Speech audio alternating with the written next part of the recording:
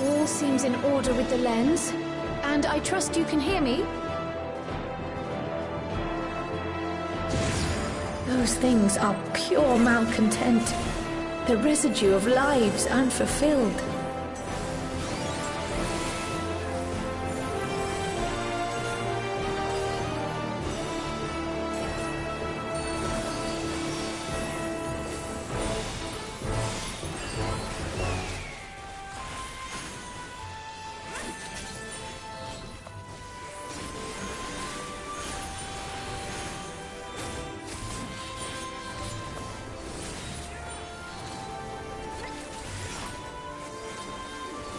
I have you now.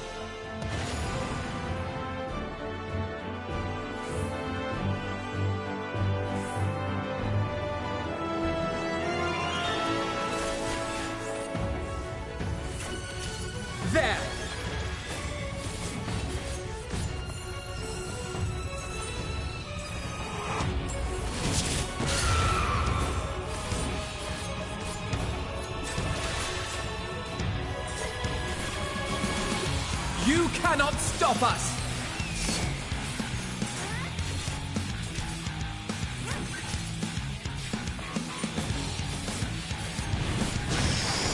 My turn!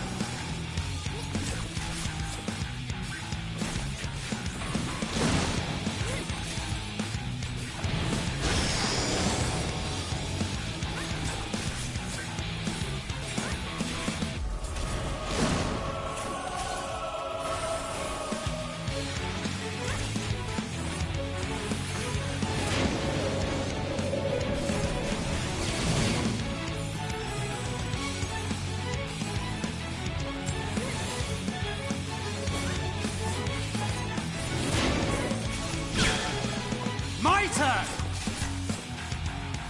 I have you now.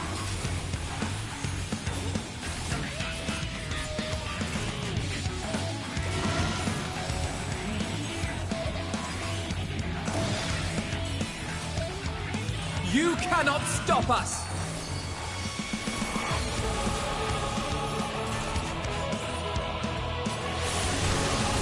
You're mine!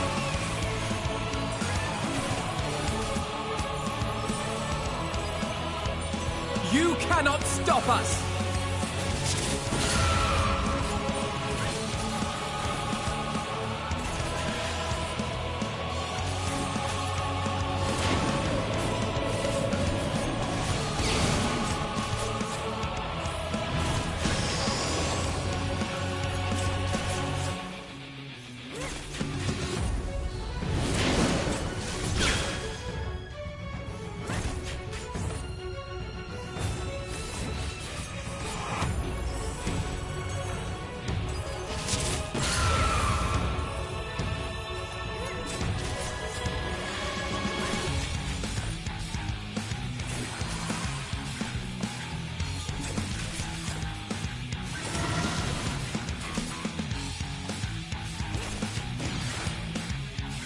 There!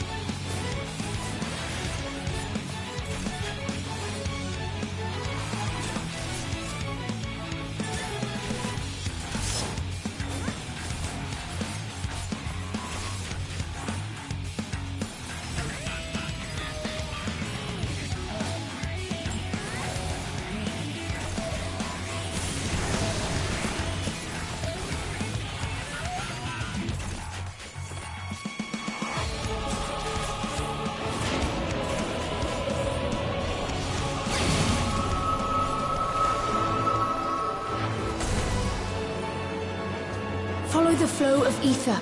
It will guide you.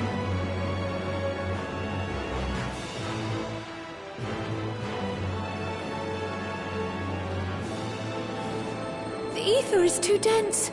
Ah, I'm losing you.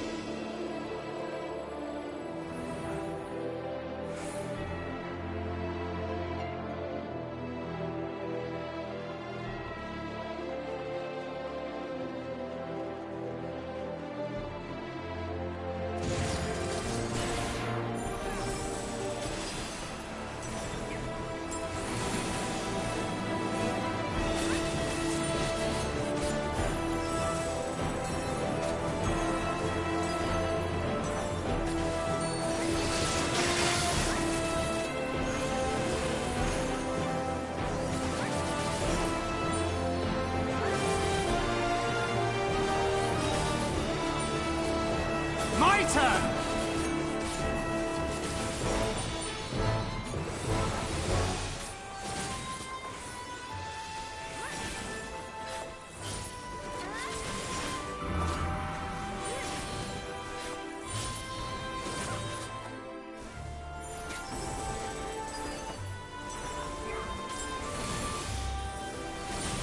You're mine!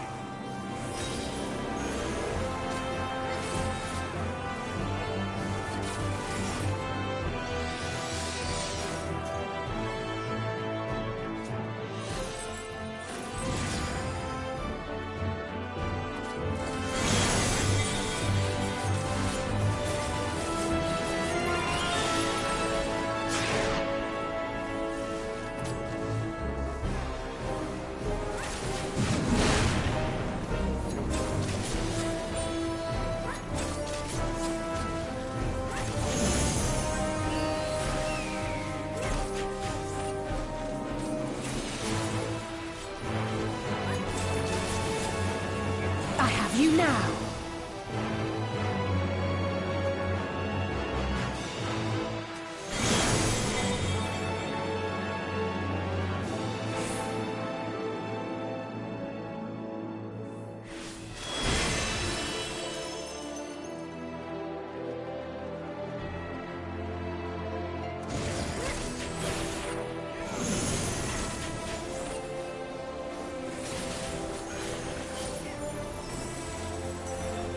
There!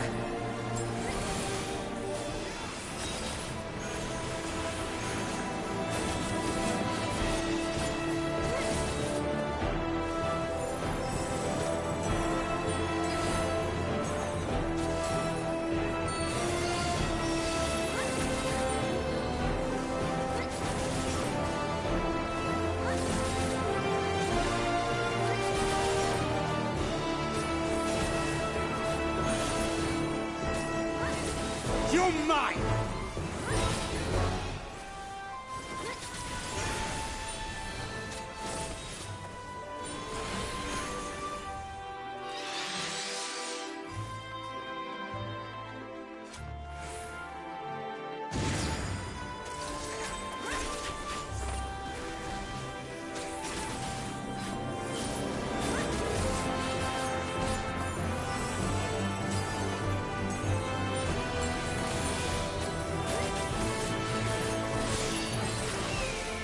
You cannot stop us!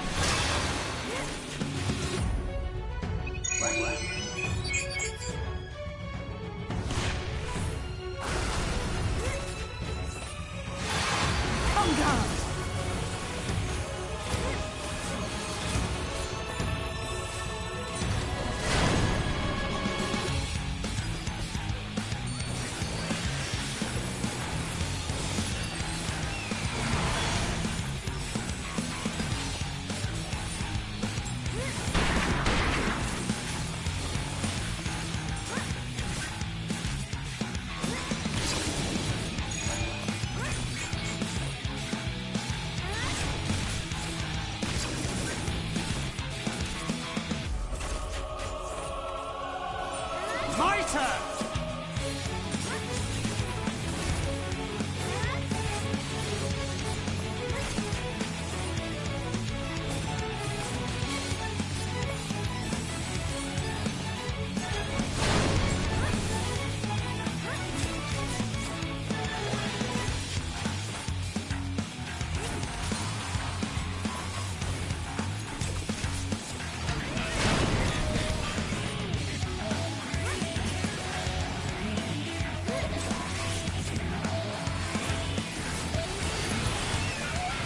You now.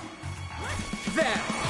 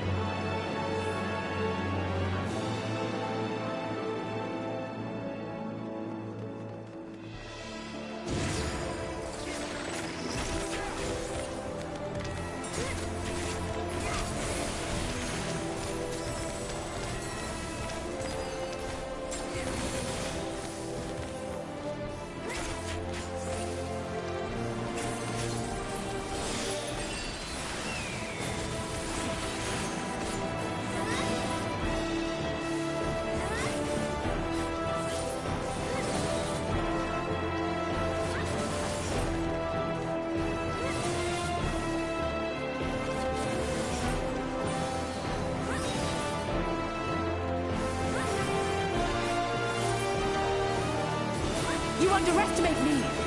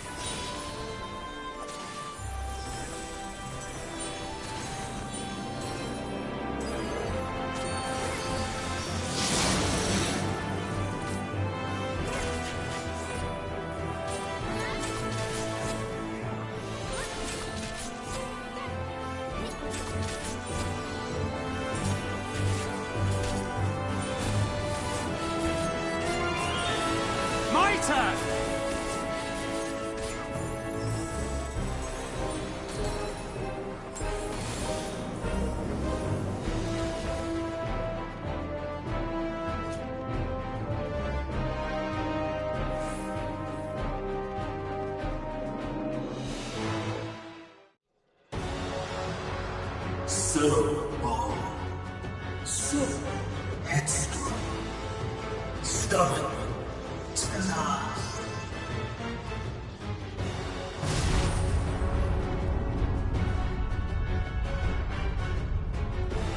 But this is as far as you go. Oblivion beckons!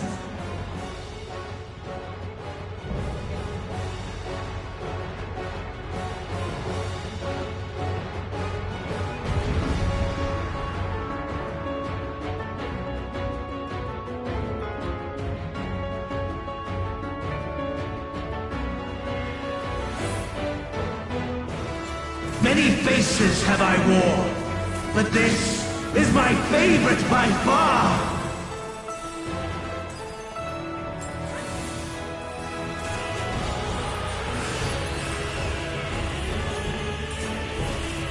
You will persist in this folly no longer!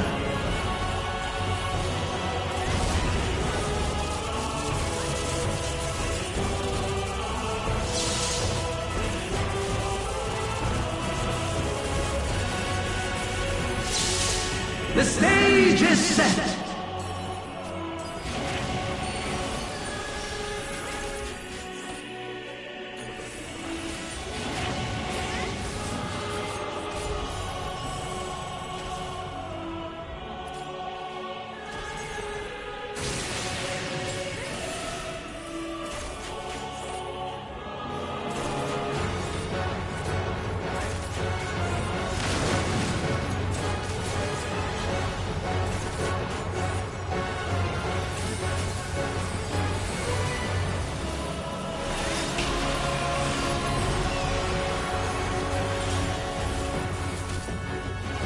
Let the curtains rise for the main attraction!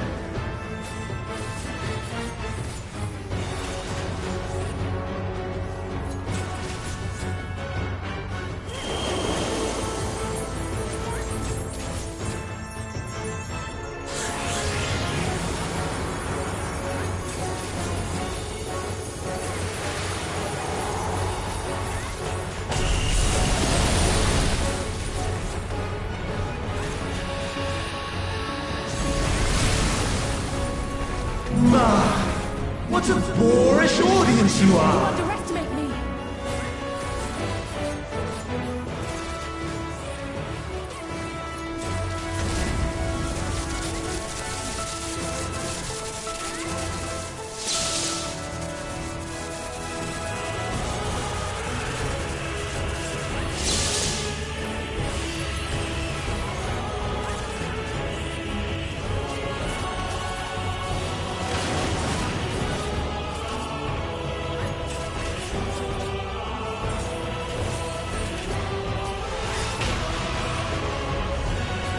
I have you!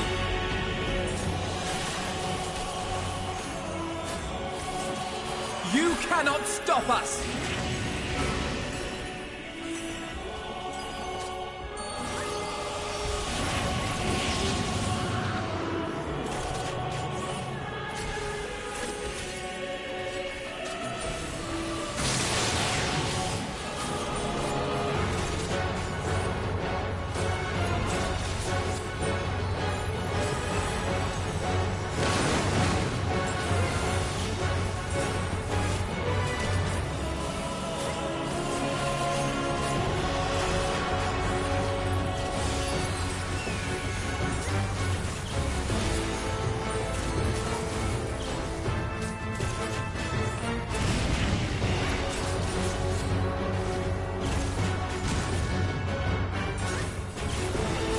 I have you now.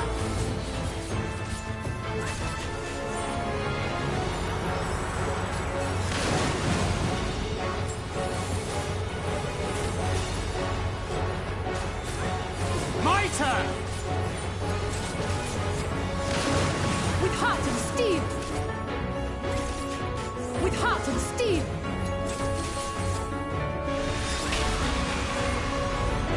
I have you now.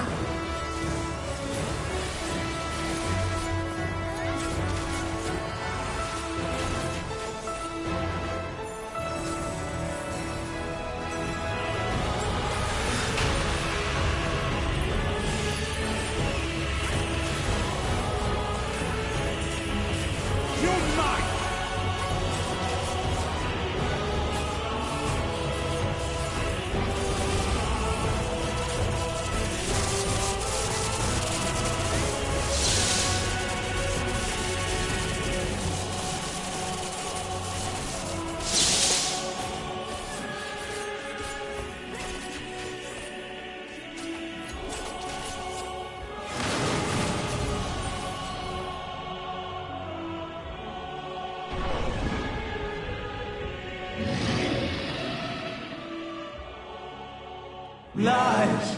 All lies!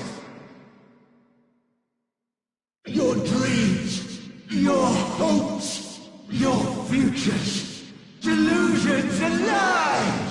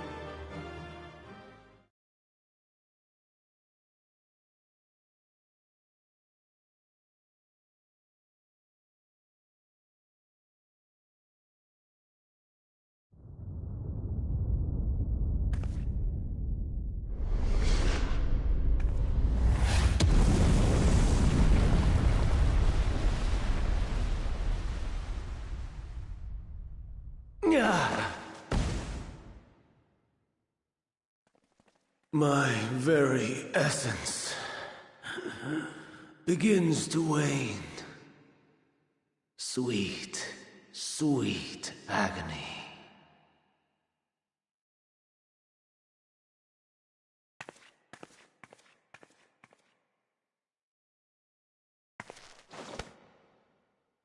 Leave this to her.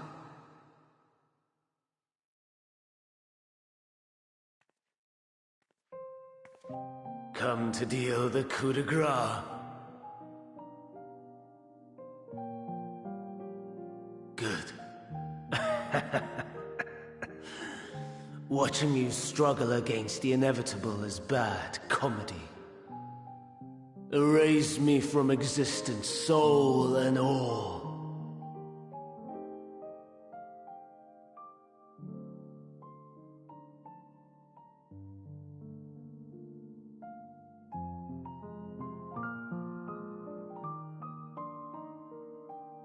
How would you know that name?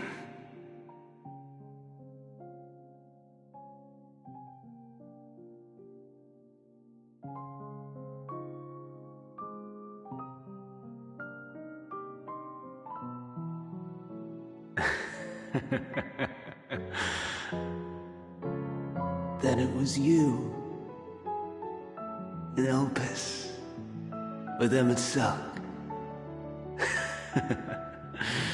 The final pieces fall into place.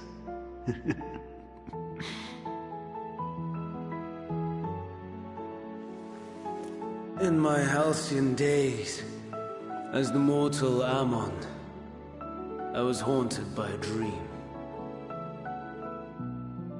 Night after night, the faceless multitude, the voiceless cries, shards of shattered memories. But slowly, the fog began to clear. This was Elpis. And I was Hermes. Recurring though it was, I paid this dream little heed. It was only when I was granted the seat and memories of Fandaniel that I knew these visions to be true. They were the memories of Hermes that he himself erased using the power of Kairos.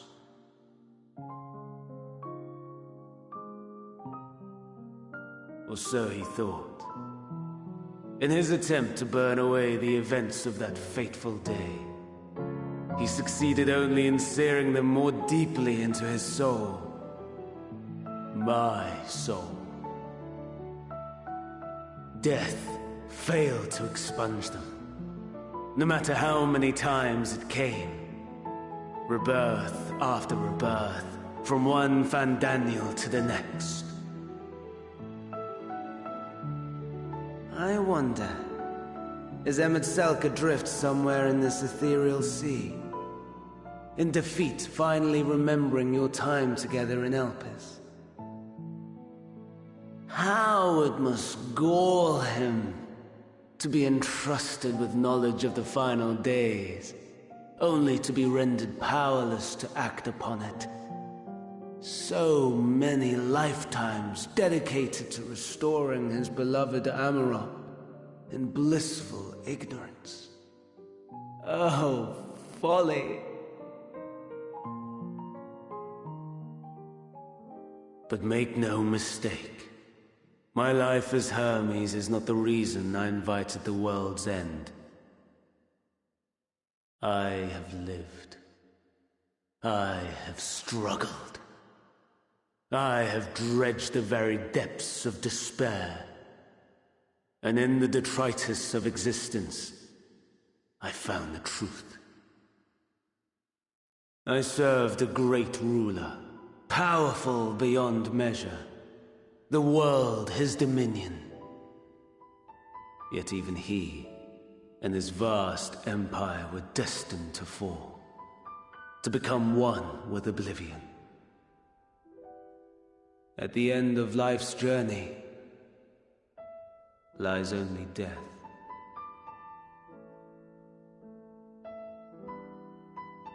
So I ask you, why live at all? We betray, we torment, we murder. We are wicked, spiteful creatures, without exception. If life is so sacred, so precious, why fill it with such misery? Man wallows in a hell of his own making without purpose or meaning. To live is to suffer, and I would end that suffering by my own hand. It matters not if it flies in the face of all believed right and just. Death is the only solution!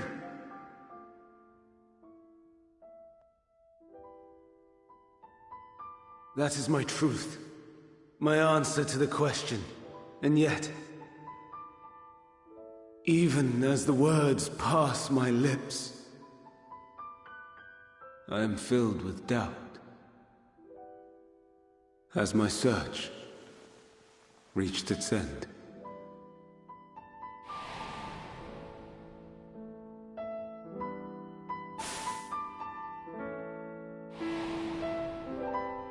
Was this the only way?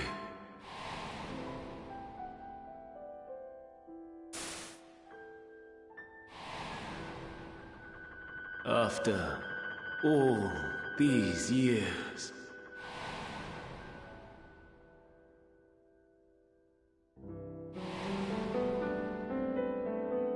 is this the answer I was hoping for?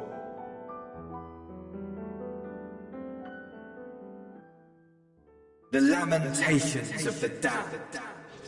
How it vexes me to see your conviction falter at the last.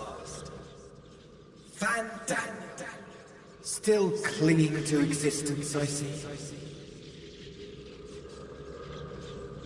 You, who champion death so fervently, unwilling to accept your own, refusing to be purified and swept into the sea of souls, as do I.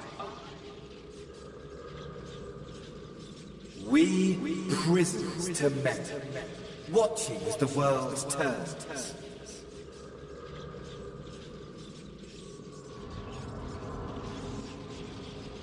Though unlike me, you will be spared the ignominy of having your corpse made a puppet, dancing to another's tune.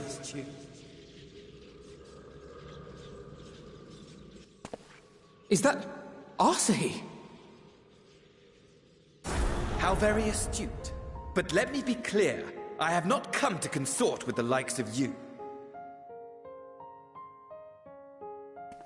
Nor have I come to bemoan the state of the world following my untimely demise. In fact, I delight in mankind's downfall, and the anguish it brings the savior of the savages. If I played some small part in the chaos, all the better. Not that I was in any position to resist. But to be made accomplice to the betrayal of Lord Xenos. I would die 1,000 deaths to exact my vengeance.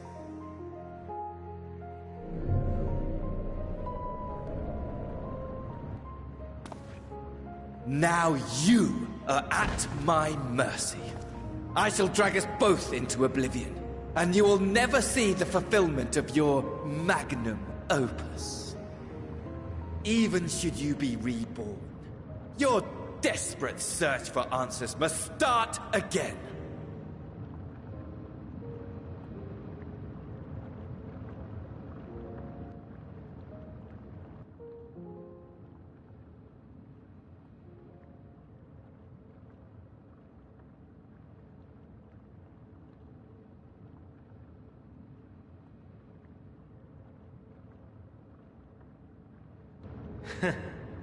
And what might that be?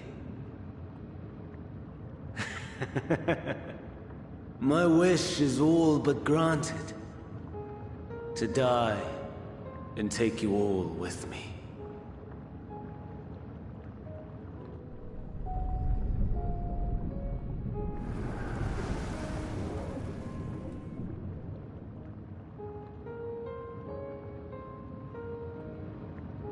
Don't try to follow me. I had more of you people than I could stomach in life. Never mind in death. Likewise. I pray we do not meet again. You had better hope not.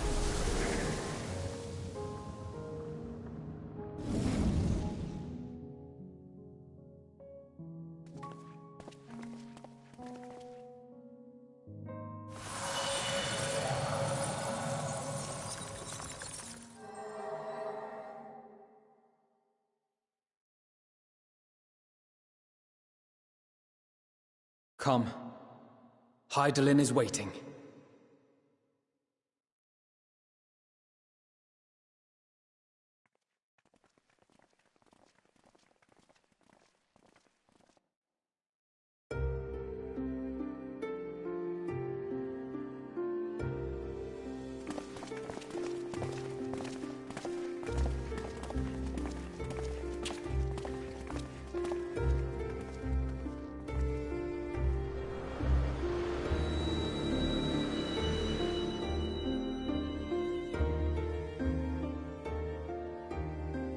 Brave travelers, I welcome you.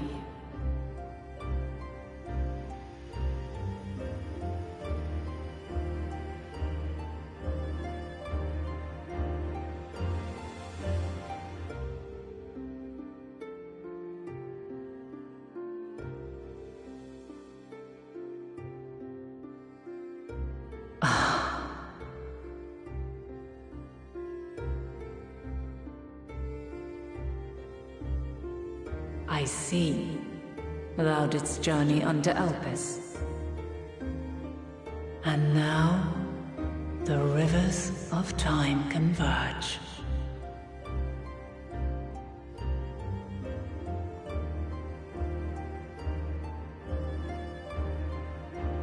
I know why you have come.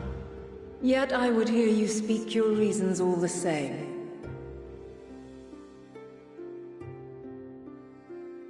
You created the moon to deliver mankind from the final days. But is that really how it has to end? We do not wish to abandon this world. We want to protect the source and all of its shards. To flee is but one of two paths. The other leadeth to Meteon, far beyond the stars, where she doth chant creation's requiem.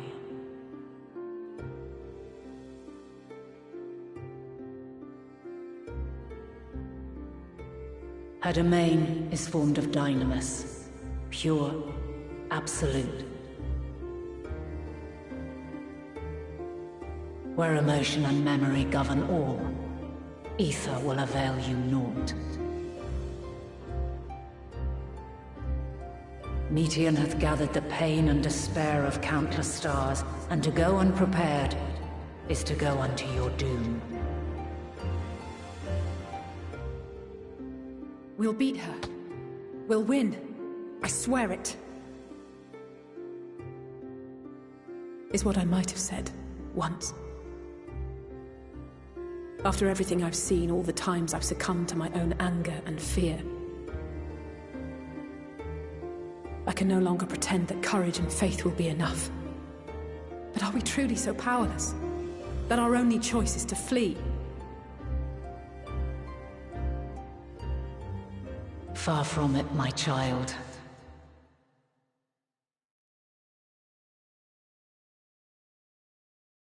Long ago, the inhabitants of myriad stars, many more prosperous than Atheris, sought to free their worlds from life's woes. Sorrow and anger, conflict and hostility, despair, and even death itself. But as Meteon reported, every attempt ended in failure. Darkness abideth within every living being, and can never be cast out. Neither reason nor faith can challenge this immutable truth.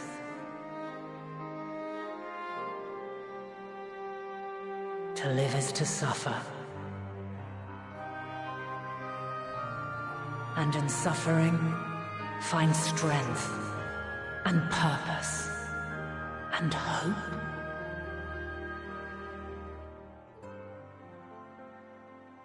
As you have done so many times before.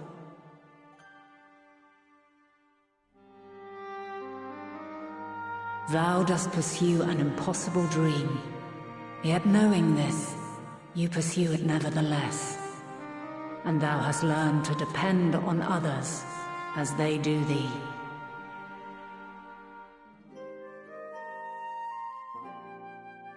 Thy yearning for the power to save the powerless hath ever driven thee to greater heights. Thou hast grown strong.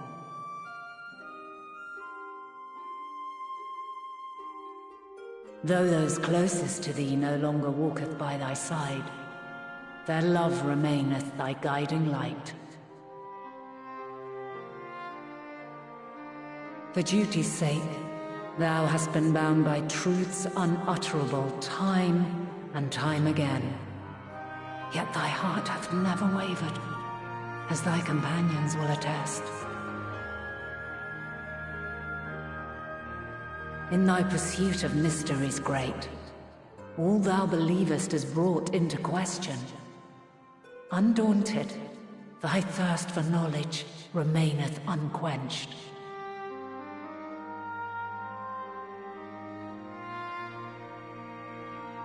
The fires of hatred that once burned in thy heart burneth no more. From their ashes doth spring the light of love, warm and pure. As witness to black calamity, thou despaired at man's helplessness. Resolved, thou didst unite a distant world on the brink of collapse.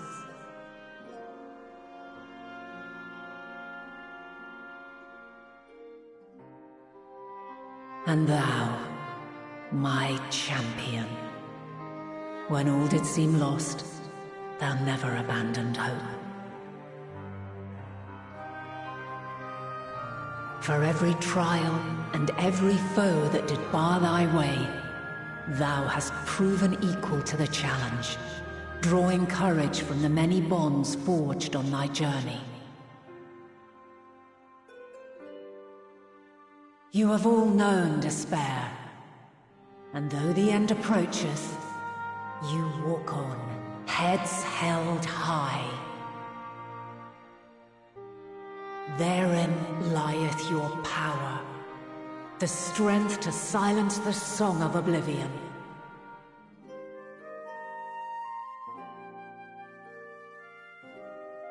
Then there is a means to confront her. Yes, if you should prove yourselves worthy. Hark!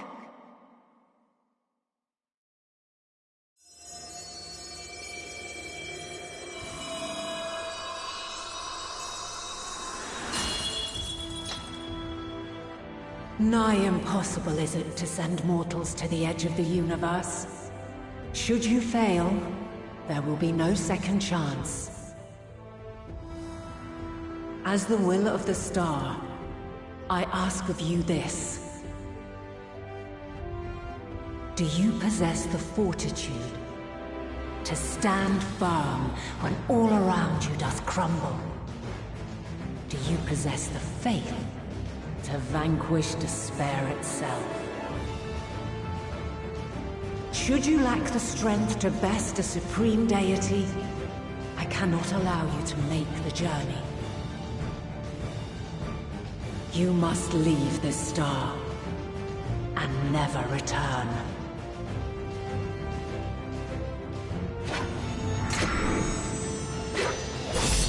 Prepare yourselves. Prove ourselves worthy, eh? Sounds straightforward enough. Aye. No room for confusion there. In any case, we've come too far to back down now. I am of the same mind. What power I have, I shall bring to bear.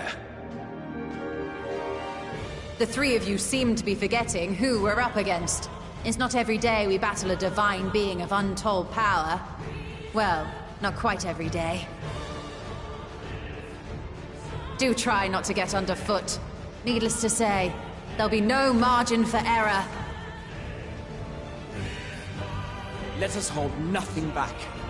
For the people of this world and those beyond the rift.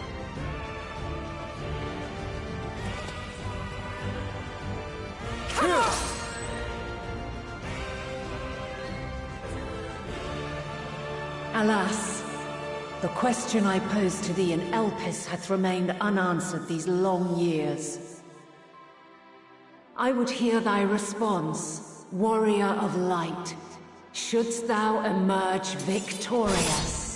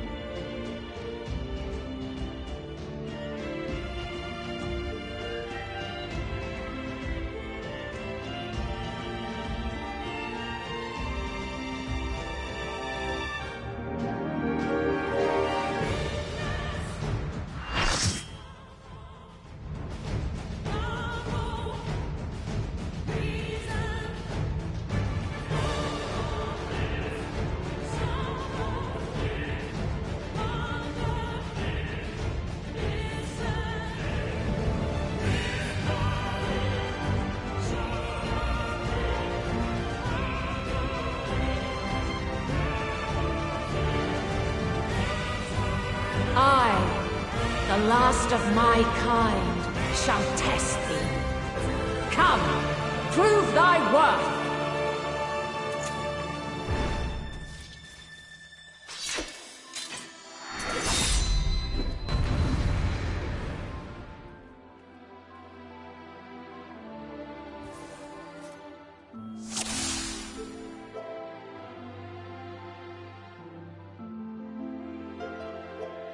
Have you the strength of will to alter man's fate?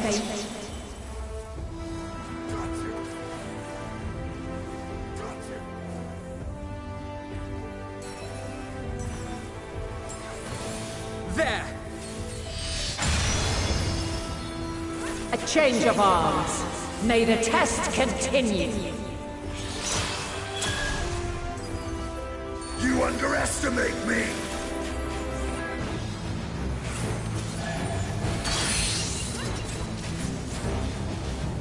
We're near or far.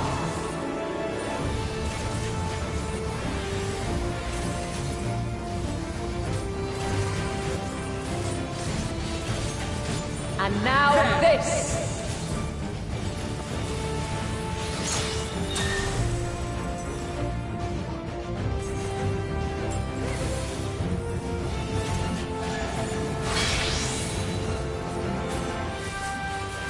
Light unyielding. I will not hold back.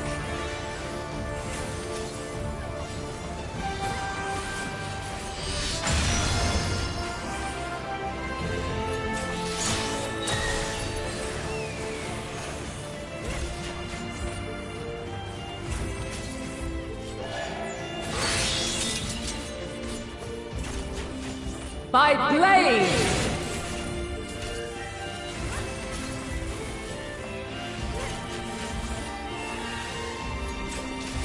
I have you now.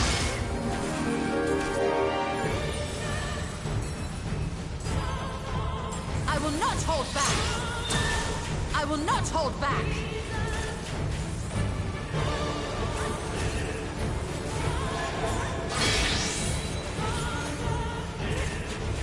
Light unyielding. You're mine!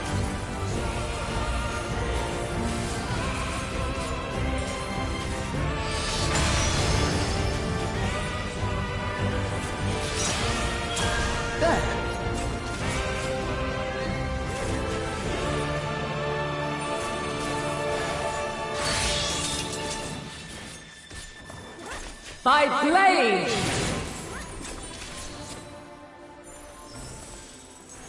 You underestimate me! Crystals of light, to me!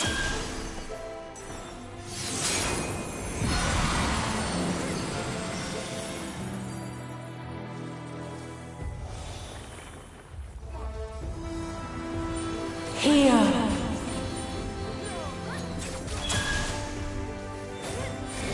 The song of creation's end.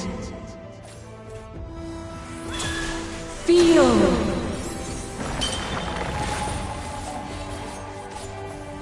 The sorrow at hope's demise. Think!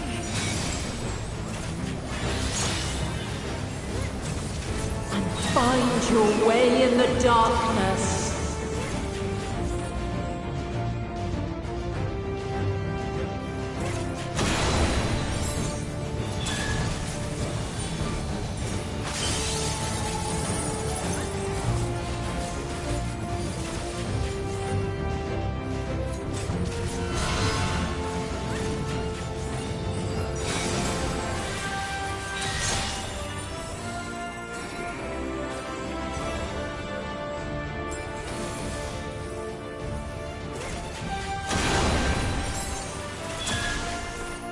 Try and stop me!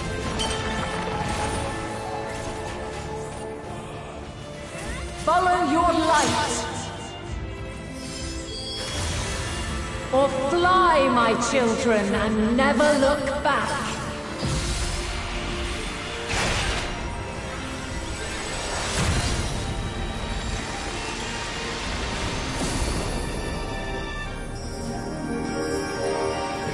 Then you are resolved. Begone! But this test is far from over. With heart and steel! By Crystal's light! With heart and steel! You're mine! There! Let's give them a show! My turn!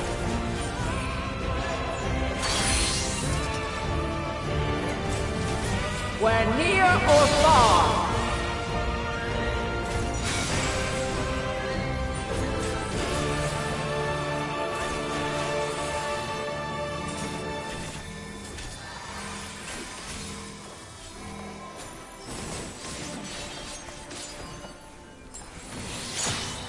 We're high or low?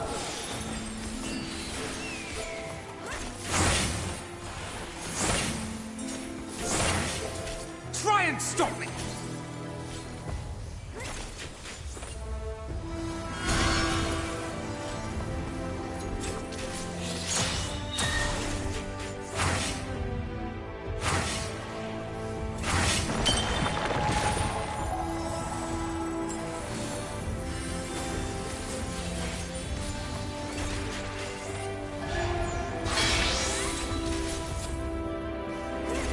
Light unyielding!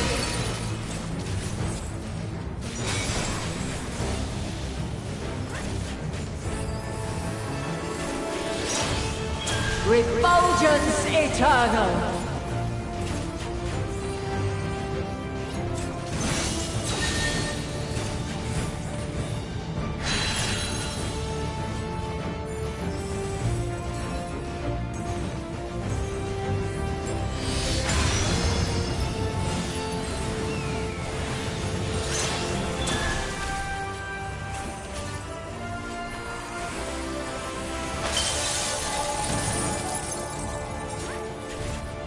Hold still.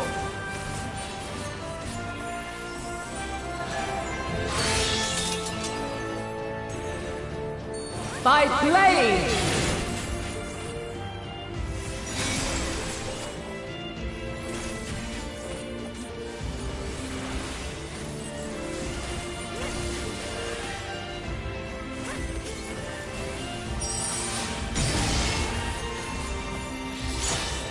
Succumb not to fear!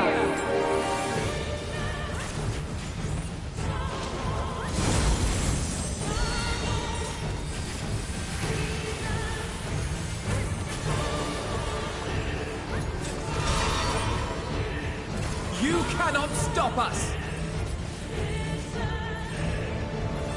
My turn!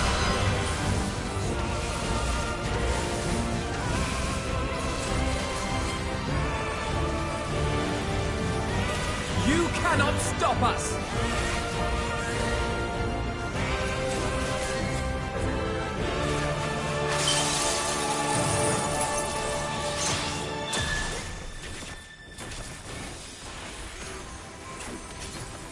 Allow me.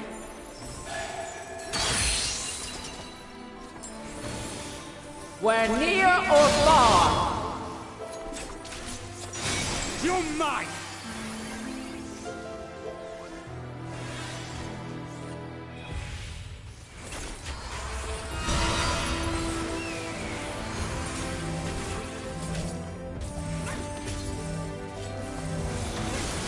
Begone!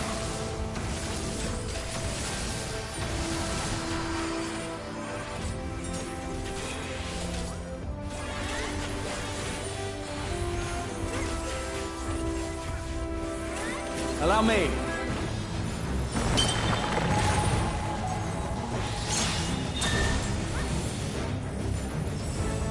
Try and stop me!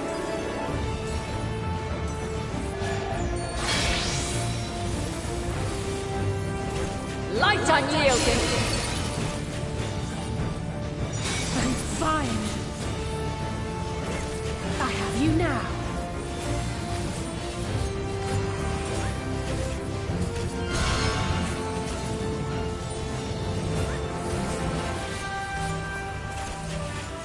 Make ready!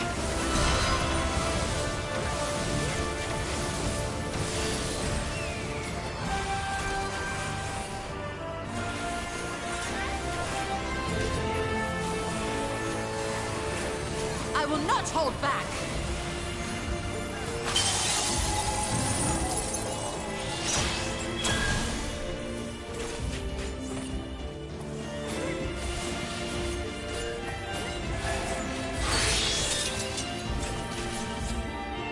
By blade!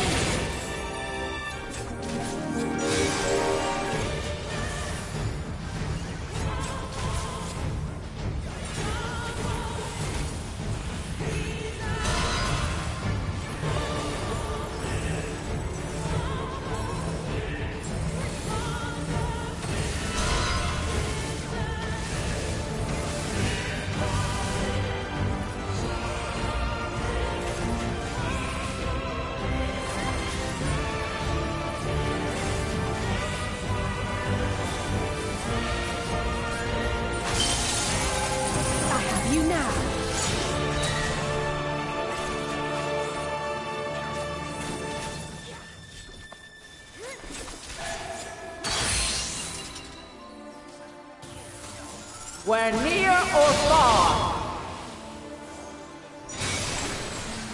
You're mine!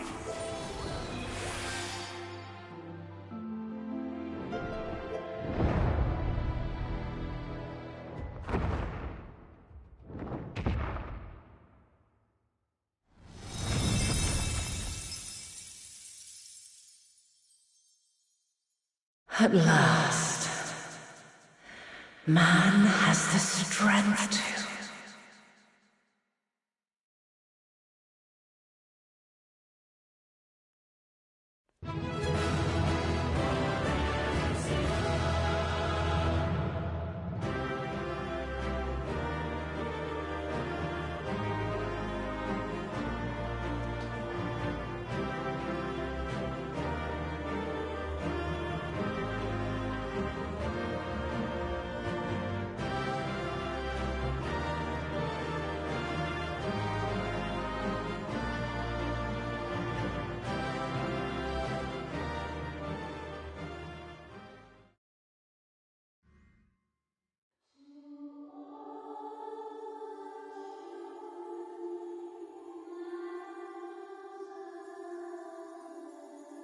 No! This can't be happening!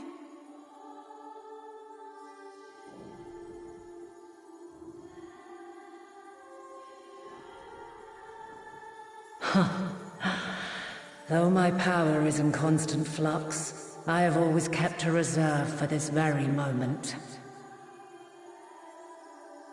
It was a true test of your prowess.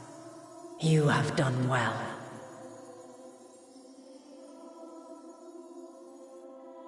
There is one thing I must ask. By sundering the world into 14 shards, the ether of all living beings too was divided. This reduction would in theory allow us to more easily interact with Dynamis. Having seen mankind brought to the very precipice of extinction, you wished for us to develop a means to overcome despair. You believed we had the potential, and sundered all creation to see it fulfilled, to deliver us to that swirling maelstrom of Dynamis in which our foe hides, and grant us the power to defeat her once and for all. Is this not true? It is as thou sayest. 'Twas the trial to which I subjected mankind, and it hath led to untold bloodshed and suffering. There was no kindness, nor justice in the tragedy I wrought. When confronted with the almighty Zodiac, my only recourse was rend him and the world asunder, that his power be diminished for a time.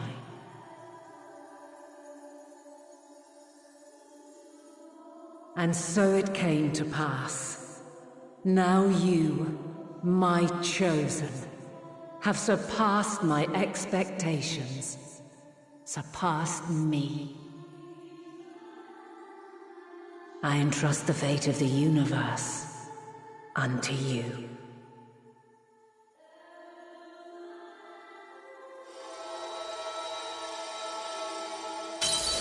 This crystal contains the memory of Meteion's passage through the stars.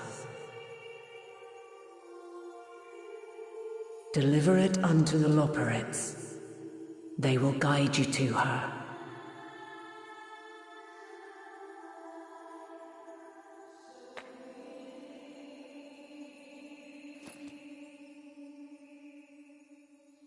Though they may be capable of crossing great distances, there is a vast difference between traveling to the moon and the furthermost reaches of the great expanse. And unlike Meteion, we cannot simply soar on waves of dynamis to our destination. Indeed. To make such a journey would require an astronomical amount of ether. But a solution lieth close at hand.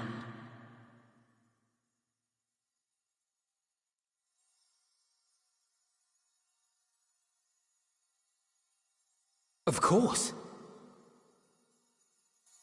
Yes, my child.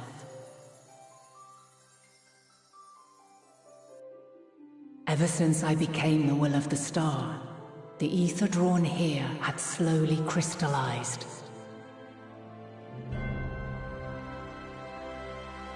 They who have answered my call know it well. While I have remained hidden, it hath become the embodiment of the planet's will in my place. A faceless, omnipotent force of nature.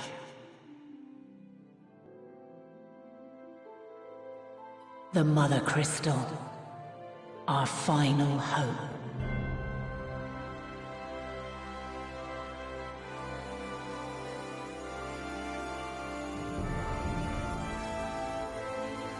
Alas, I can do no more. The fulfillment of this task doth fall to you, my chosen.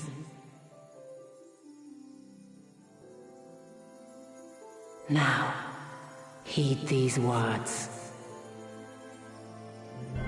Darkness and light, despair and hope. As goeth one, so goeth the other. Become light, become hope.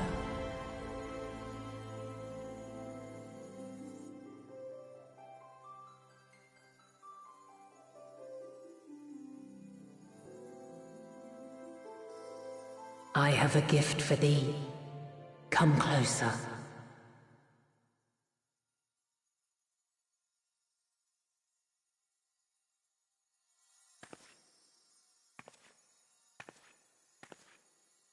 Long have I searched for a means to safeguard the future of this star. Though I knew failure after failure, by recalling thy tales and my promise to thee, I found the strength to carry on. Though the world is ever changing, thy thirst for adventure hath never waned. Thine unshakable resolve never ceases to amaze, to inspire. As a mark of my gratitude, I bestow this final gift. Thou dost possess the crystal of Azum, yes?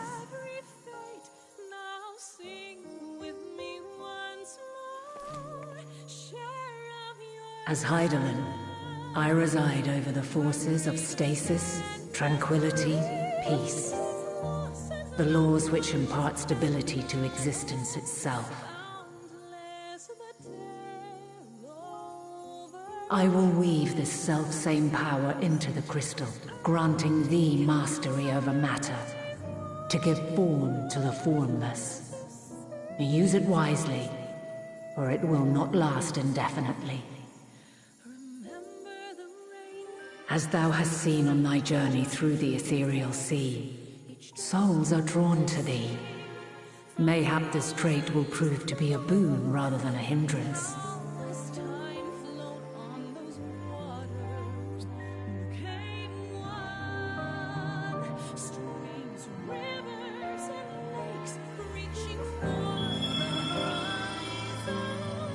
It is thy hopes and prayers that enable Azam's invocations and give them life.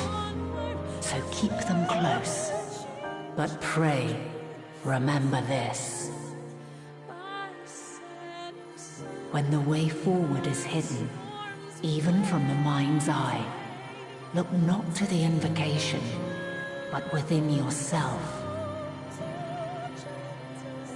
These were the words of the crystal's original bearer.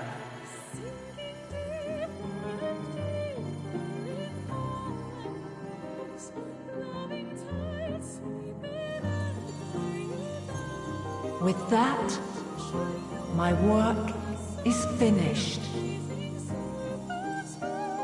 Fulfill our promise. Right the wrongs committed when the world was yet whole. Silence the song of oblivion. Teach her a brighter. Our journey is far from over.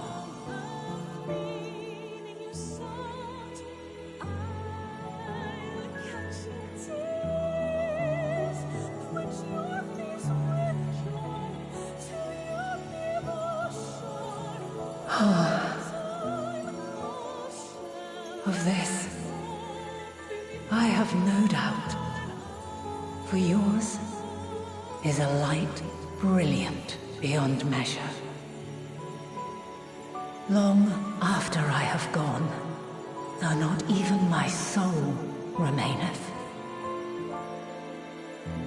my love will be with you forever, my dearest children.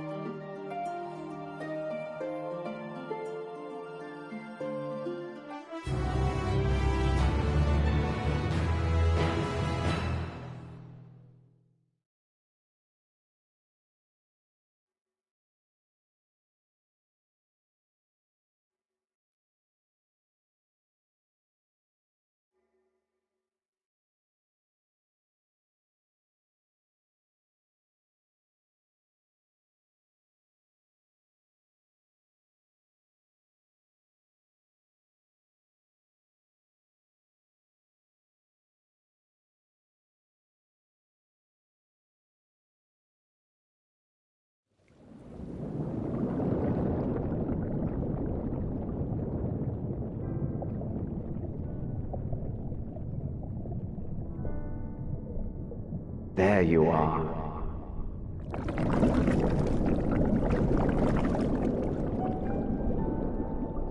Some time, indeed, yes. For you, at least.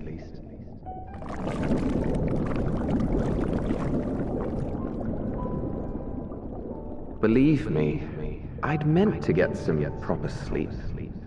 But here we are, drifting along instead. Well, well, you too. And so we remain, to watch and wonder.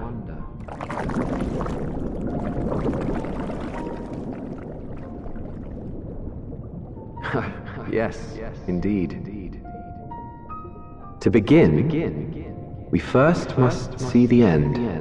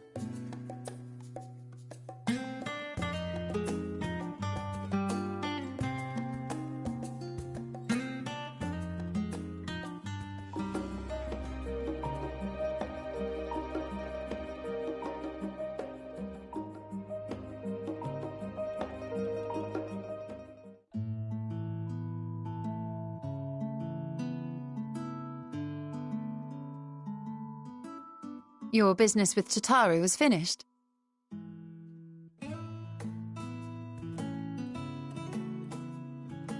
My, what a thoughtful surprise. Whatever would we do without her? Indeed. And she's right, you know. It hasn't been all doom and gloom. Feels like a lifetime ago that Master Louisoix gathered us together to form the Circle of Knowing. Since then, we have experienced much. But rather than feeling wiser, the more I learn, the more I find my knowledge lacking. Forsooth. As a student, vainly did I believe that I held the secrets of creation in my grasp. Yet that which I had seized was but an insignificant sliver of what awaited in the wider world. Every encounter, every experience hath served to open mine eyes, enlightening and humbling me in equal measure. Even from those whom I called enemies have I learned many a valuable lesson.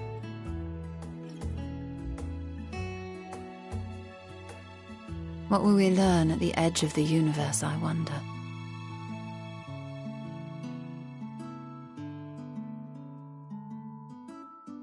Ultima Thule, where the bringer of the end makes her nest. I, for one, can't possibly imagine.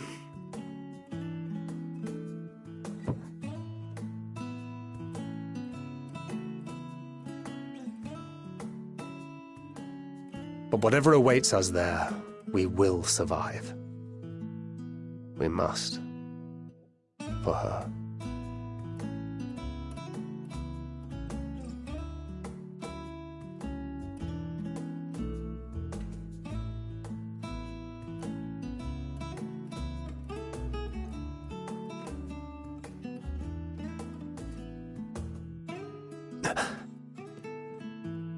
Is aught the matter?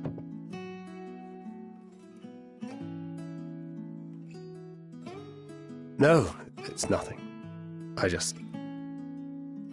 Well, lately I find myself surprised at how much I've changed. How much we've all changed.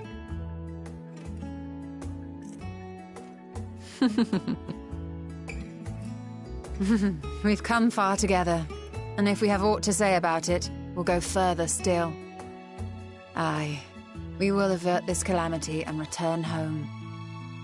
In preparation for which, we must give thought to what we hope to achieve after the proverbial dust has settled. What with the primals and Ascians all but dealt with, I suppose we'll need to look for new hobbies. In all seriousness, though, in uniting to overcome a common foe, the disparate peoples of the world have found a way forward together. It's a truly gratifying sight to see. Indeed. Though it was many years in the making, we have successfully set in motion the gears of fundamental change. With this, we have fulfilled our humble role as a symbol of hope. And I dare say it is time to bow out. After all, there is no shortage of hands to bear the torch in our stead.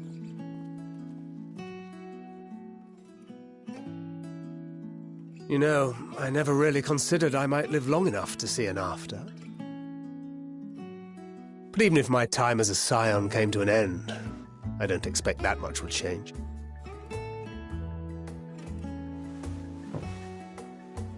Traveling the world, going wherever the wind blows, lending a hand to those in need. A journey for journey's sake. It doth suit thee well. I must confess I too have yearned to see more of the world.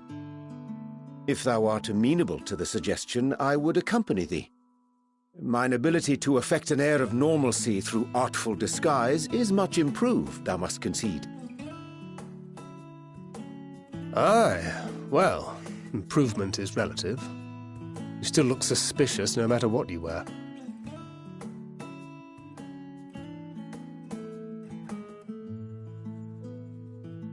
What of you, Ishtola?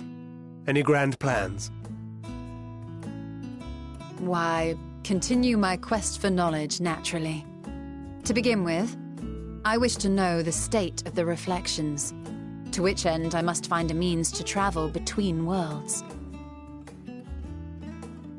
'Tis the least I must do if I am to keep my promise.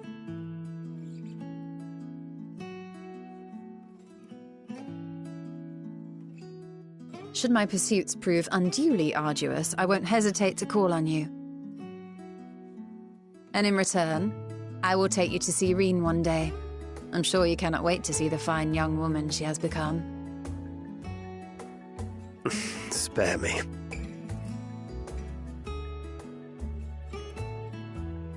And what of thee? What wouldst thou pursue at duty's end?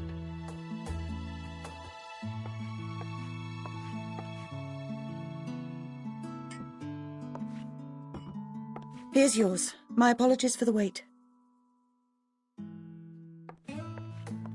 Well, shall we make a toast?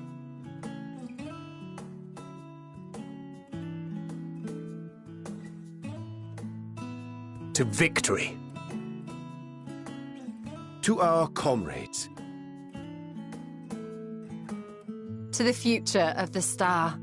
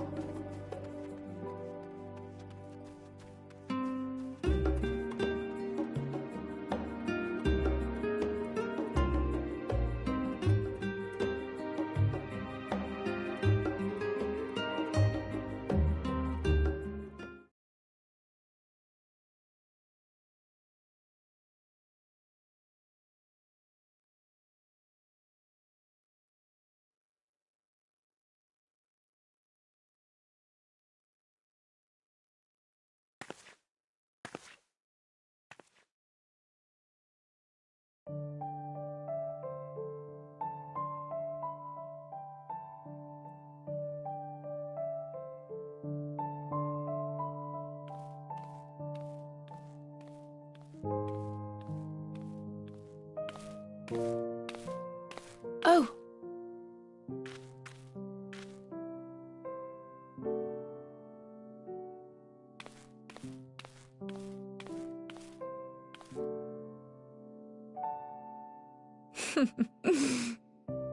Knowing them, they're probably dreaming about the celestial adventures to come.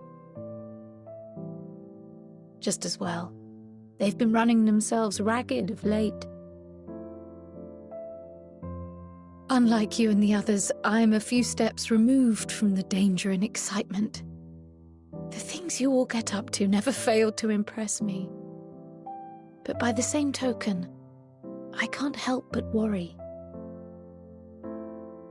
Not only for your safety, but for your happiness. After everything you've sacrificed, you earned it 1,000 times over.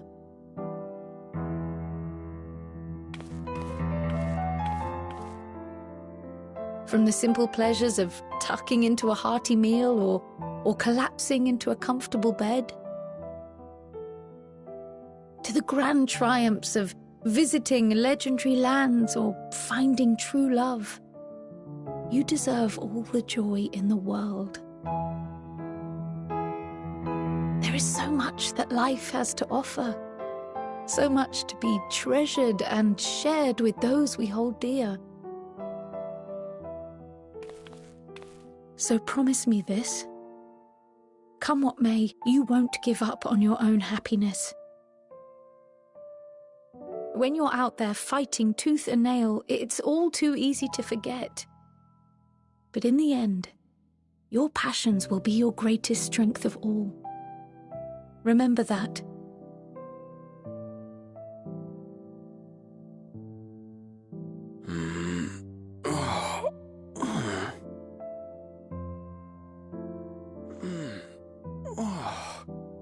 This feels familiar. Well, 'tis good to be...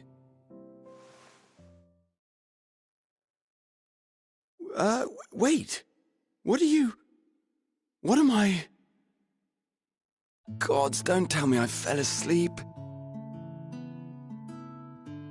Not that there's any shame in it, but you were sleeping like babies. Oh, how embarrassing.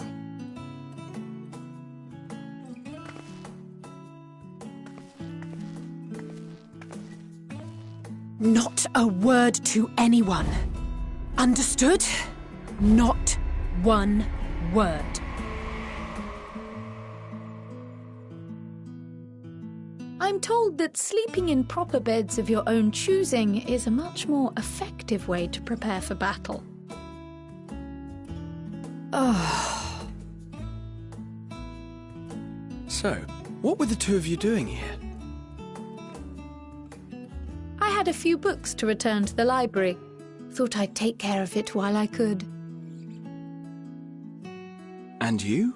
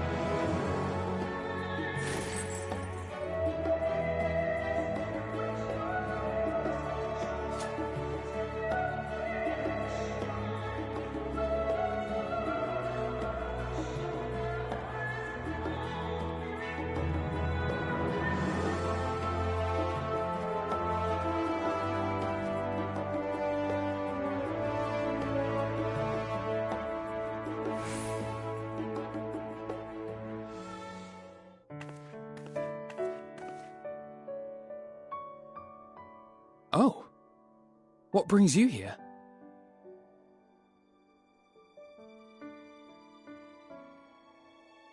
Ah, so you were worried that the Levier household might again be gripped by turmoil. All is well, I assure you. In my letters home, I had made mention of Estinian, you see. My mother wished to meet the legend in person, and so we arranged to have a spot of tea together. Where were you in my hour of need? Fell beasts I can face, but I'm not made for idle chit-chat with lords and ladies. Well, I for one thought you held your own. Mother was the picture of delight. I might have been delighted myself, were we in a tavern with more agreeable drink. The thought of fleeing crossed my mind, but what then? I'd never hear the end of it, least of all from Tataru. I'm sorry. 'Twas not my intent to cause you such distress. It's just... it was one of the things I didn't want to leave undone ere we set forth. That's not to say I think we won't be returning.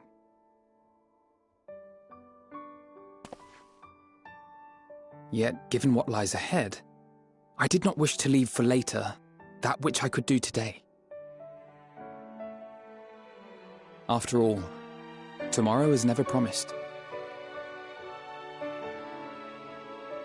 It's fine. Not like I had better things to do. Besides, seeing you with your mother brought back fond memories of my own. Be we rich or poor, family is family.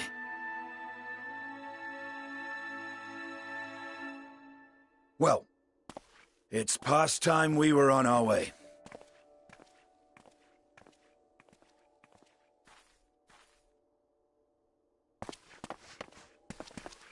Wait!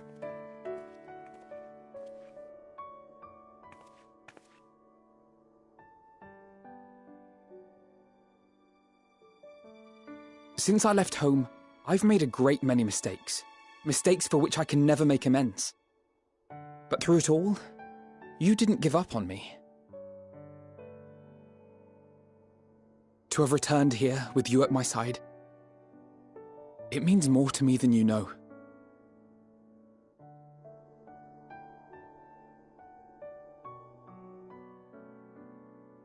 Thank you, from the bottom of my heart.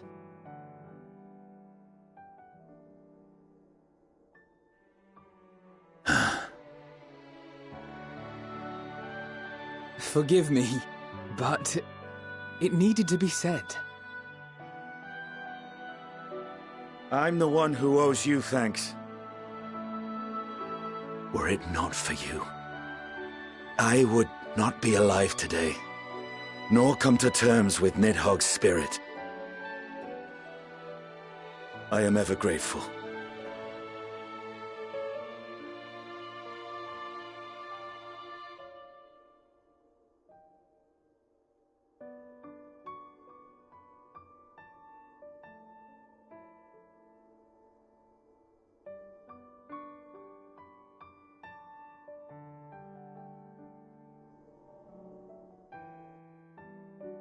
Well, we needn't make it a competition.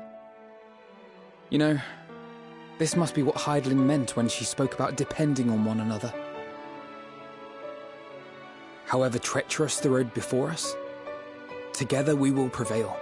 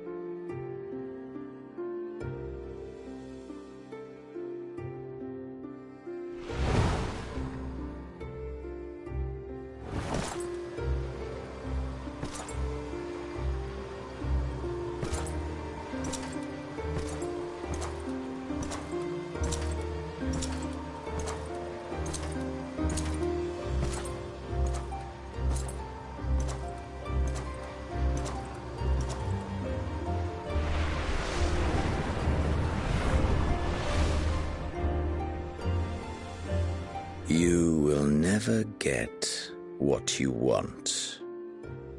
Not even the battle you pine for so dearly.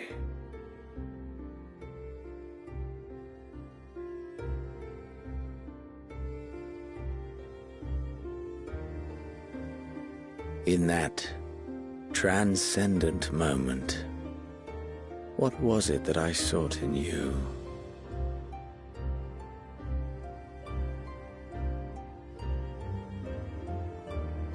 And what was it that you sought in me?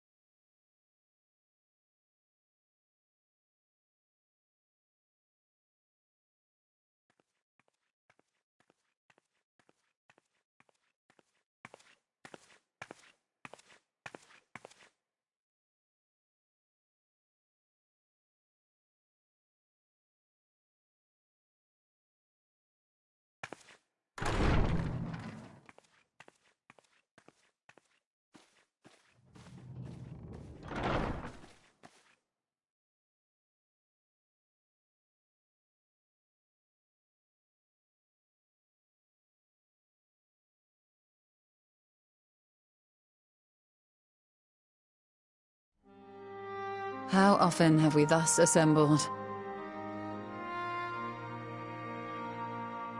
To combine our knowledge and seek solutions to the problems before us. Back at the Waking Sands, it was all we could do to address the most minor of troubles. Who could have realized what we'd find when we began to look to the sources of the realm's woes? At the Rising Stones we made great strides and shared many moments, from the joyous to the sorrowful.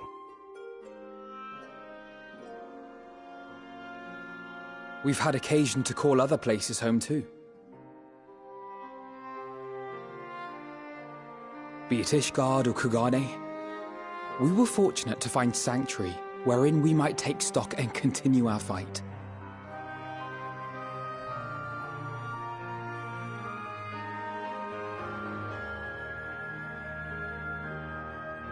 I was honored to host this company in the Crystarium, to stand with you all as we confronted the truth of the star itself.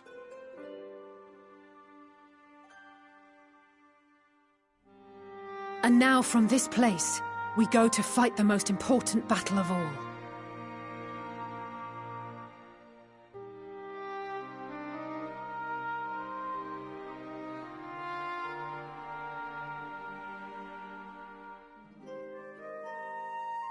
The Forum has sent word.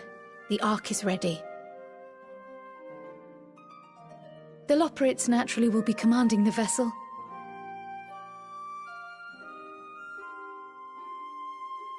They will see the 8 of you to Ultima Thule.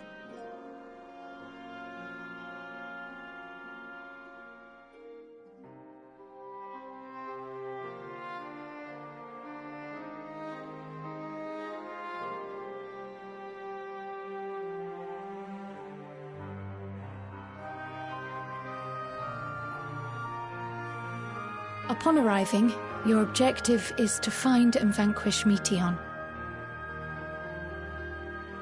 As a final formality, the Forum bade me ascertain your resolve.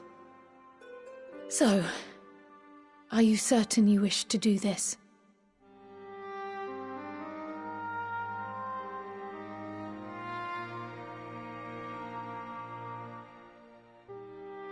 We are.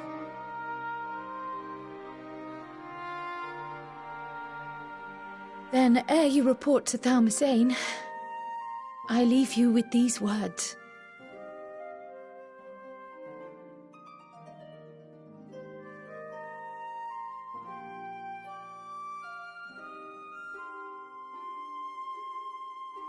You must triumph. What that means will differ for each of you. To make it back home, or to simply avert doom, or perhaps something else altogether. Yet whatever it is that drives you, I have faith in its power to see you through. So please, triumph.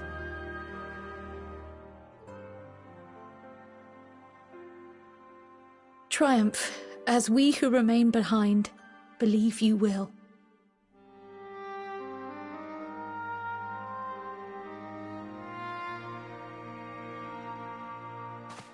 Let us be off then.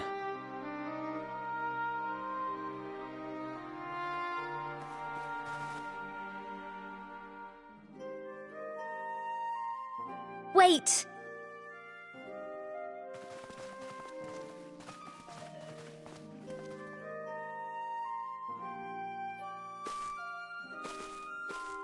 Both Kryl and I will be there to see you off, but as your receptionist, I feel I need to say this here.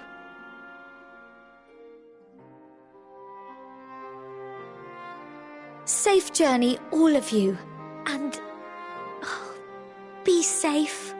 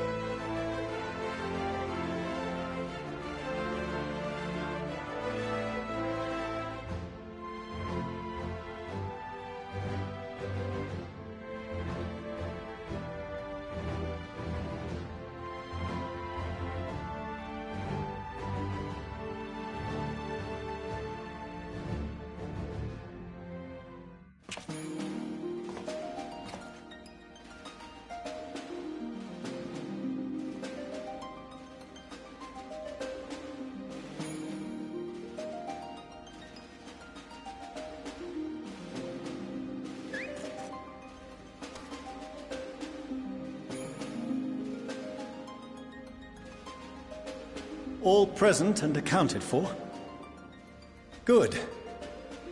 As you will have heard, the Ark is ready.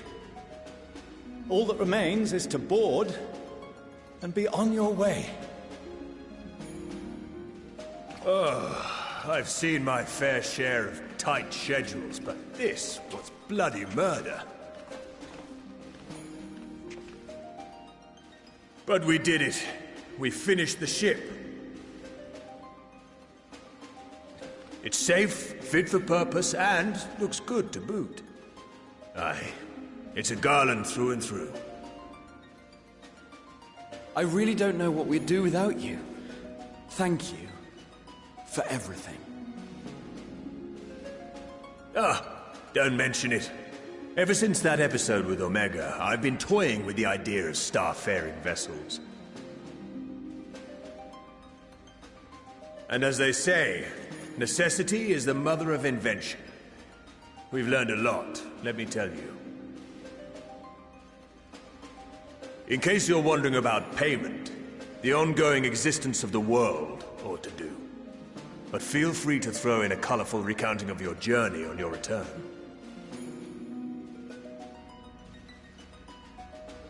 So, have you thought of a name? A name? Wasn't everyone just calling it Father's teeny tiny toy boat? Well, seeing as its purpose has changed, I thought a more eloquent name was in order. I suggested as much to Fortuno, who seemed quite amenable to the idea.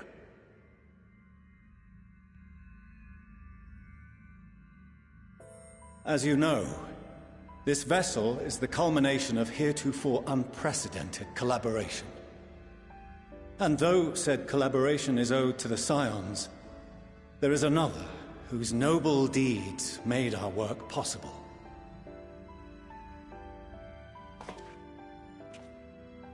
From a fragment of Dalamud, we obtained not only advanced materials such as refined adamantite, but the knowledge to traverse the stars. And this fragment would not have found its way to us had the Archon Louisoix not fought to protect this world, and in so doing, laid down his life. Now that the vessel stands complete, I cannot help but wonder if it was more than mere happenstance. If it was my father's intention to guide us here. In the hopes that his guidance will see you all safely home, I name the vessel after that self-same fragment of Dalamud he delivered unto us.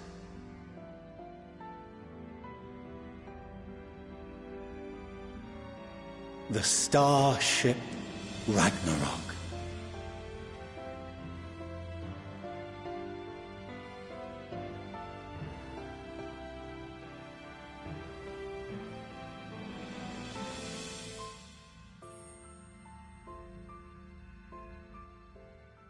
Sorry for the wait. I got everyone you asked for, and not a one less.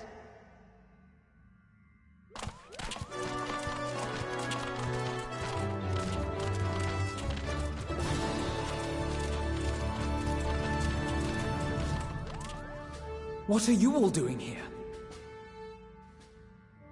Oh, I invited them. The representatives of those tribes with religious inclinations. You've done a fine job of readying the Ragnarok, but for it to take flight, we'll of course need the power of the Mother Crystal. Given its immense size, however, transporting it would be an absolute logistical nightmare, not to mention we'd need to shatter it into tiny shards for feeding to the engines. But a brilliant idea came to me. We convert the crystal's energy into forms that can transport themselves!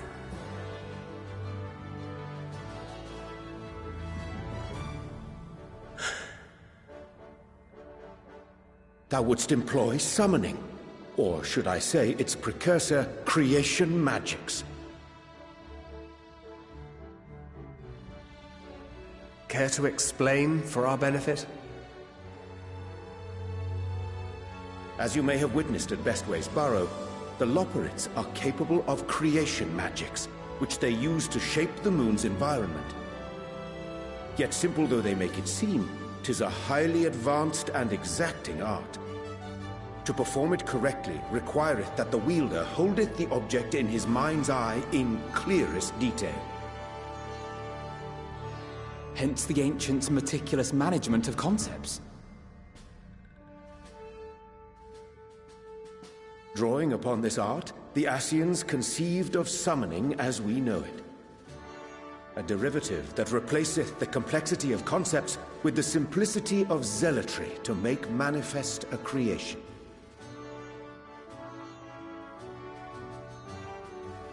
I see. By combining the Loporrit's magics and the tribe's faith, we convert the Mother Crystal into primals of purer form and greater obedience. Summoning as it was intended, one might say. Indeed! Indeed! While Heidelin gave us the ability to use creation magics, she forbade us from using it to make anything possessed of a soul, or similar. She didn't say anything about fulfilling the desires of others, though. So, borrowing our friend's faith, we'll create deities using the Mother Crystal's power and send them to the Ragnarok! Am I the only one here concerned about the risk of being turned into a tempered minion? Oh, right, I was getting to that. From what I've read in Sharlayan tomes, it appears the Ascians incorporated an additional nasty element into their summoning method. The fervent desire to assimilate others into one's belief. Beings thus created are instilled with the self-same desire and use their powers to enthrall people, starting with the summoner. In contrast, our creation magics, the original and the best, except no substitutes, don't incorporate any of that rubbish, so there's no risk of tempering. I mean, if the being was on the scale of Zodiac, you might feel a little tug, but I think we'll be safe enough.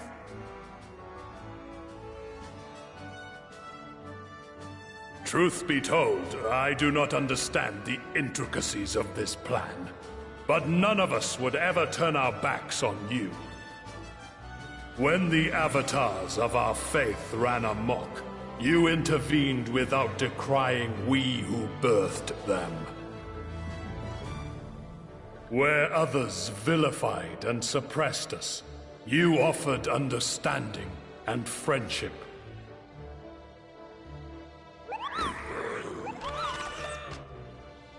In gratitude, we will share with you the true expressions of our gods.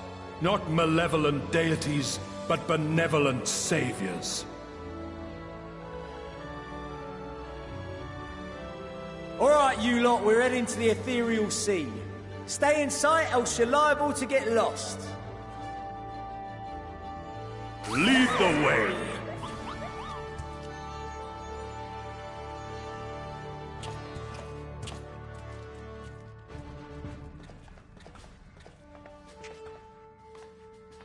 May we have a moment? In anticipation of the day man might journey to the stars, we developed these.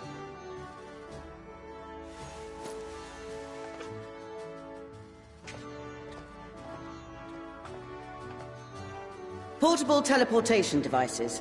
One for each of you, designed to work in tandem. Press the button on one, and in a matter of moments, all 8 will activate and send their owners back to the Ragnarok. There is no telling what hazards you may encounter. If you find yourself separated or lost, please do not hesitate to use them. Be safe, all of you, and come back.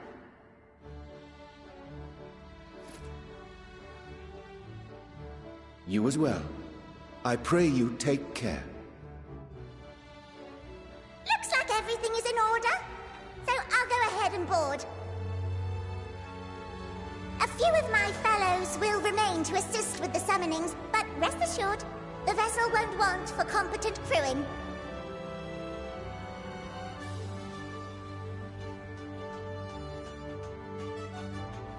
If you are ready, then you should board as well. Go, and Godspeed.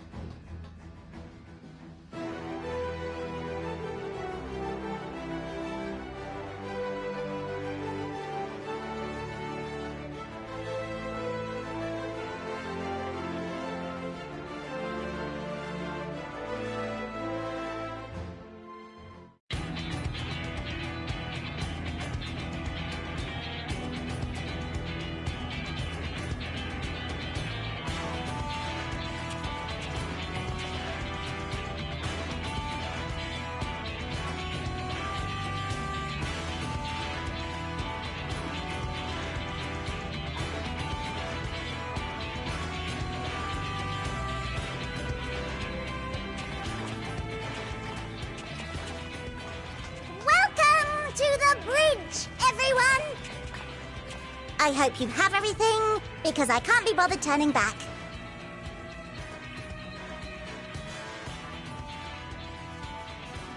Right then. Make yourselves comfortable. We're setting off in just a moment.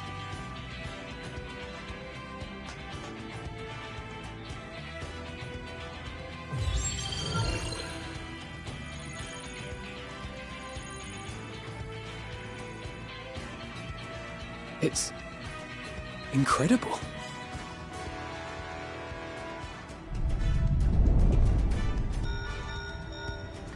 This is Fortuno. Can you hear me? The preparations for the summonings are complete. In accordance with the 14th phase of the plan, we have moved the Ragnarok to the launch site. The gates are open. You may depart when ready. So, are we ready? As ready as we'll ever be. Let's get going. Oh, come on. The burnt-out star's got more fire in its belly. Try it again, with feeling.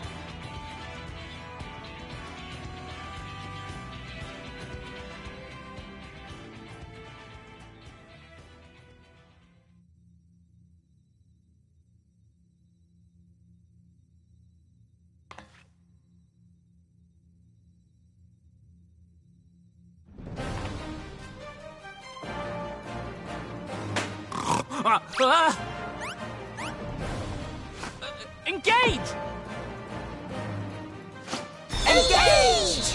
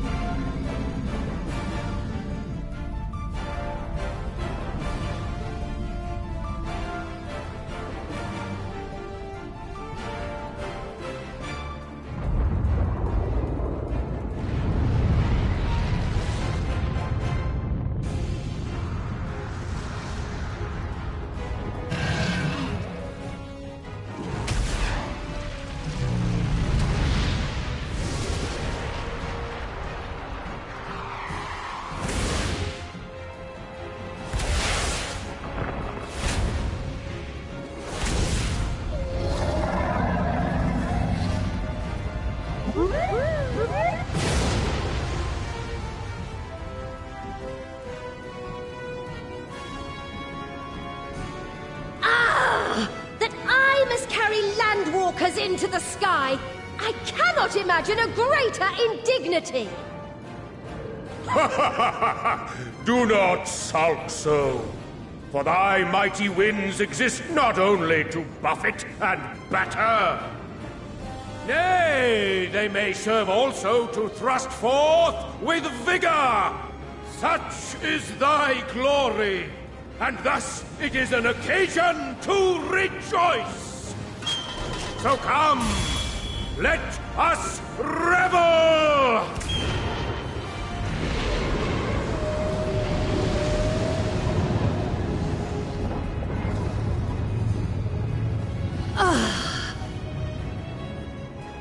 So long as the wind blows freely, I suppose all is as it should be in creation.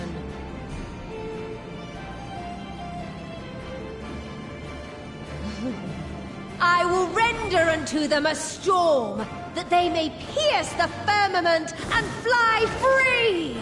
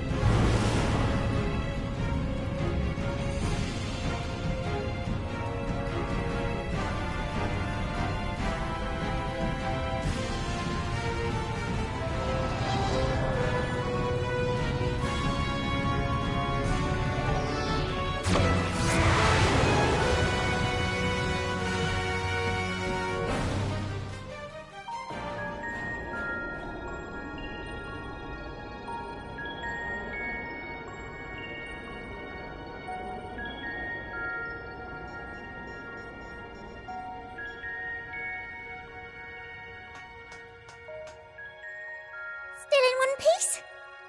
Good. Sleeping way? Report? All's well. Fantastic, even. Thanks to the power of those primals, the engines are roaring and we're ripping along. All values are also within protected ranges. Time to destination is 8 carats. Perhaps 7 at a pinch.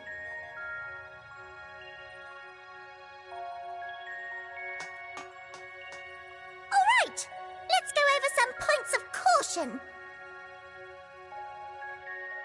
Our destination, as you know, is Ultima Thule. Lest you wonder, the place is not a star so much as a patch of emptiness. That's the extent of what our equipment could determine, anyway. From what we know of Meteion, she's likely used dynamis to obfuscate her location. So, in conclusion, we'll only know what's there when we get there. The crew and I will see to it the ship's ready to take off at a moment's notice. We'll support the search as best we can, but it'll be your paws on the ground, assuming there is any. But everything will be fine, I'm sure. Hydaelyn believes in you, so you ought to believe in yourselves. Just don't do anything I wouldn't, like waiting too long to use those portable teleporters of yours. Personally, at the slightest sign of trouble, I'd mash the button to bits, and you should as well. Understood. We promise to be careful. I suggest you brace yourselves. We're about to arrive and the vessel will shake a good bit.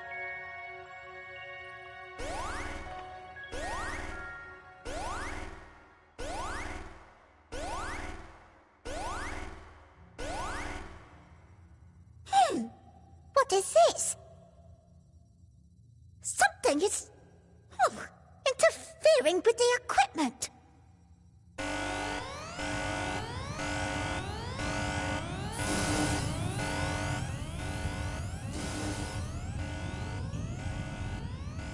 Greetings.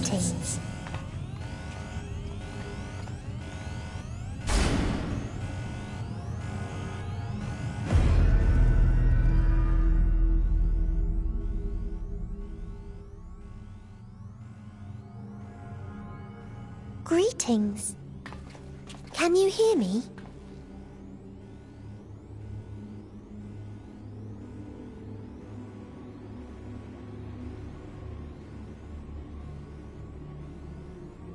So this is Meteion. Oh. Have you met one of my sisters? I don't remember meeting you myself. But I do know that you're from Atheris. Why have you come? All you had to do was wait. I would have delivered to you your ends.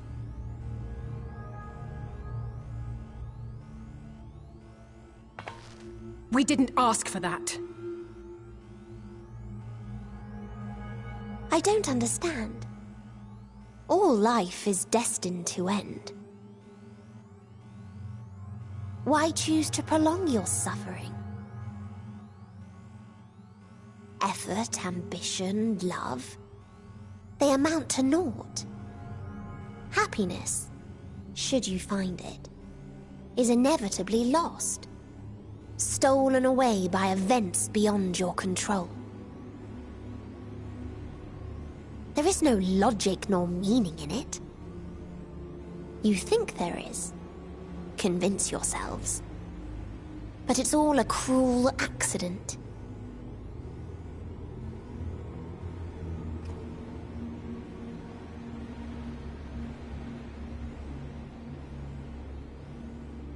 Come now. I speak the truth. A truth you would recognize if you looked up at the night sky. unbroken emptiness. Cold, dark, and silent. Your world, like every other, is but a blemish upon its perfect fabric. Life is an anomaly. It is unnatural and cannot continue.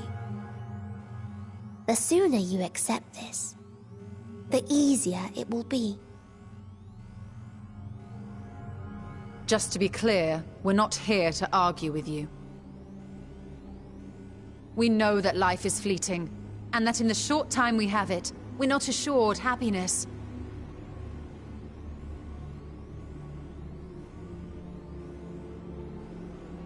Indeed. I've seen far more sorrow in the eyes of many I've met.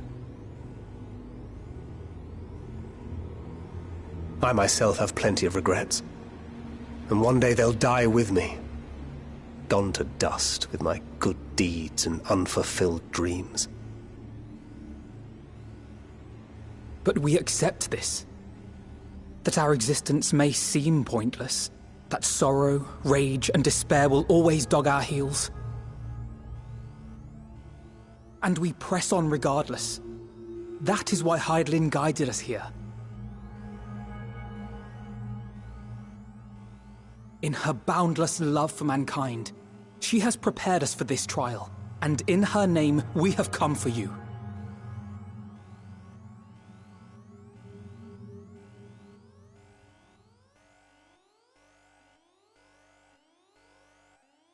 Yes, I sense it. A burning passion like unto fury. I know it well. For the same passion once burned in many a star before yours.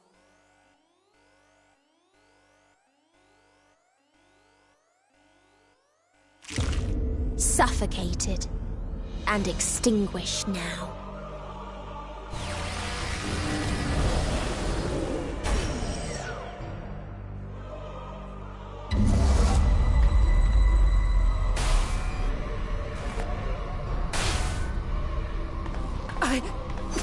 I can't breathe.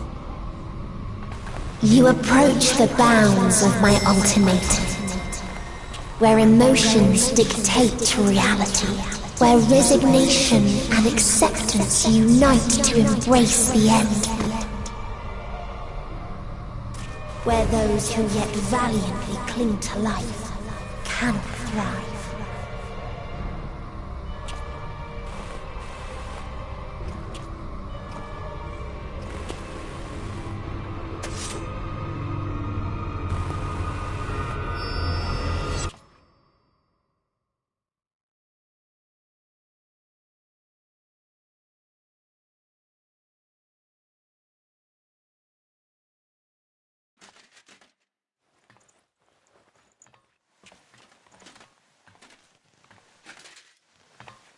By the Fury.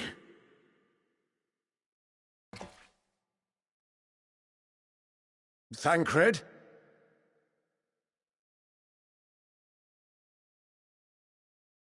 Meteion has gone as well. Mayhap he awakened first and gave chase. Everyone? It appears we are at our destination.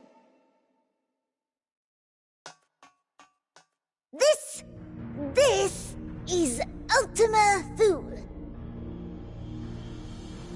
Not that we knew what to expect, but I wasn't expecting this. From atmospheric composition to ambient temperatures, all readings are within permissible range.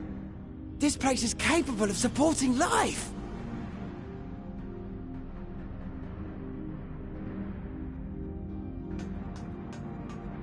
If that's the case, then Thancred may well have gone on ahead.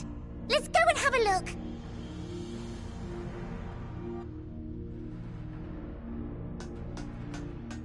Meanwhile, I want the rest of you to perform a full inspection of the ship, as well as a biological scan.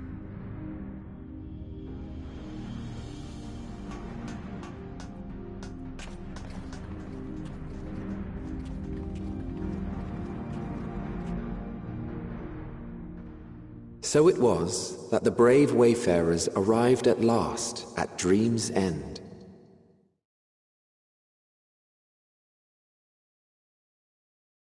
In following their path walked and history written, I am made keenly aware of one truth. Though the curtains may fall again and again, so long as others take the stage, ever shall there be more tales to tell. So, let them bring it to a close, I say. Let the curtains fall upon this, the final chapter in the tale of the star.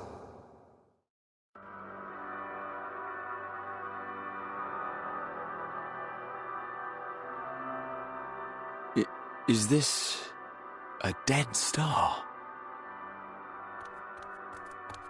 As I live and breathe, I live and breathe!